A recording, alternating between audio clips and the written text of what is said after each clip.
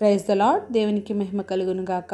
ప్రతిరోజు క్రమం తప్పక వాగ్దానాన్ని వీక్షిస్తున్న ప్రతి ఒక్కరికి యేసయ్య నామంలో ప్రత్యేక వందనములు. సబ్స్క్రైబ్ చేసుకొని అనేక మందికి షేర్ చేసి దేవుని మాటల ద్వారా బలపరచండి. ఈ దినమునకై ఏర్పాటు చేయబడిన దేవుని వాగ్దానము మత్తయి సువార్త 19వ అధ్యాయము 30వ వచనము. మొదటివారు అనేకులు కడపటి వారగుదురు, కడపటి వారు మొదటి వారగుదురు.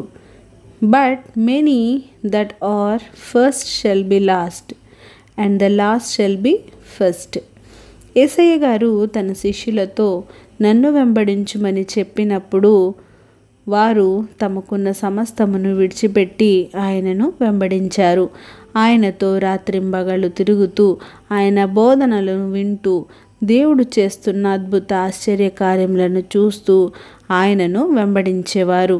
అలాంటి సమయంలో ఒకనాడు పేతురు యేసయ్య గారితో, ఇదిగో మేము సమస్తమును విడిచిపెట్టి నిన్ను వెంబడించితిమి గనుక మాకేమి దొరుకునని ఆయనను అడుగగా యేసయ్య గారు వారితో ఇట్లనిరి, ప్రపంచ పునర్జననమందు మనుష్య కుమారుడు తన మహిమగల సింహాసనము మీద ఆసీనుడై ఉండునప్పుడు నన్ను వెంబడించిన మీరును 12 సింహాసనముల మీద ఆసీనులై ఇశ్రాయేలు 12 గోత్రముల వారికి తీర్పు తీర్చుదురు. నా నామము నిమిత్తము అన్నదమ్ములనైనను అక్క చెల్లెండ్రనైనను తండ్రినైనను తల్లినైనను పిల్లలనైనను భూములనైనను ఇండ్లనైనను విడిచిపెట్టిన ప్రతివాడును 100 రెట్లు పొందును. మరి నీవు దేవుని కొరకు వీటిలో ఏ ఒక్కటైనా వదులుకొనుటకు సిద్ధముగా ఉన్నావా? ఎవరైతే ఇవన్నీ విడిచిపెట్టి దేవునిని వెంబడిస్తారో వారు నిత్య జీవమును స్వతంత్రించుకొందురు. దేవుని కొరకు నీవు ఏమి వదిలిపెట్టి ఆయన కొరకు నీవు జీవించాలి అని తీర్మానించుకున్నావు? లోకం కావాలి, దేవుడు కావాలి. ఈ లోక స్నేహం, దేవునితో వైరం, లోకమా దేవుడా, ఈ రెంటిలో ఏదో ఒకటి నీవు కావాలి అనుకుంటే మరొకటి వదులుకోవాలి. అన్నీ వదులుకొని ఆయనను వెంబడించినట్లయితే నీకు నిత్య జీవంను అనుగ్రహిస్తాడు. చాలామంది వారి చిన్నతనం నుండి దేవునిలో జీవించి చివరకు లోకానికి బానిస అయిపోతారు.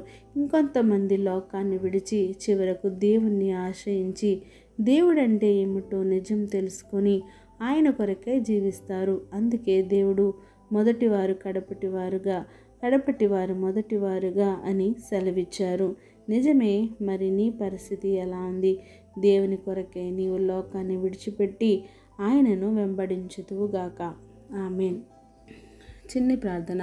సకల ఆశీర్వాదాలకు కారణభూతుడైన మా ప్రియ పరలోకపు తండ్రి, మీరు ఇచ్చిన వాగ్దానమునకే వందనాలు దేవా. ఎవరైతే ఈ వాక్యాన్ని విన్నారో విని విడిచిపెట్టిన వారంగా కాకుండా వాటిని మా హృదయాల్లో భద్రం చేసుకుని ఆయన వాక్యానుసారంగా జీవించే జీవితాన్ని ప్రతి ఒక్కరికి దయచేయండి దేవా.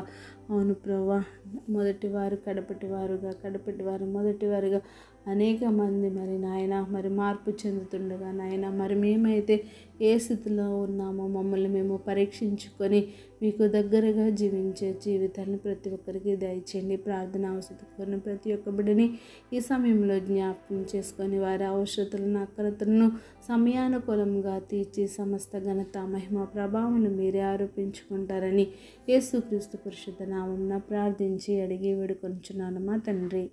Amen. God bless you all.